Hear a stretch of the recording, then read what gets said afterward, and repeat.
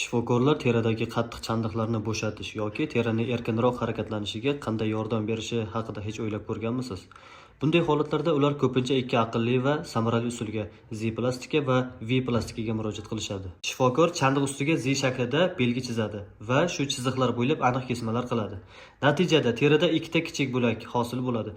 Keyin bu bo'laklar joyi almashtiriladi va qayta joylashtiriladi. Shunday qilib to'g'ri chiziqli chandiq zigzag ko'rinishiga o'tadi. Bu terini yaxshiroq cho'zilishiga yordam beradi va chandiqni ko'zga kamroq tashlanadigan qiladi. Endi V plastikaga to'xtalsak. Bu usulda terida V shaklida kesma qilinadi. Ushbu teri bo'lagi oldinga suriladi. Tikib bo'lingach kesma Y shaklida olinadi. Bu usul atrofidagi teriga ortiqcha zo'riqish bermasdan toraygan yoki shikastlangan joylarni yopishga yordam beradi. Har ikkala usul ham nihoyatda samarali.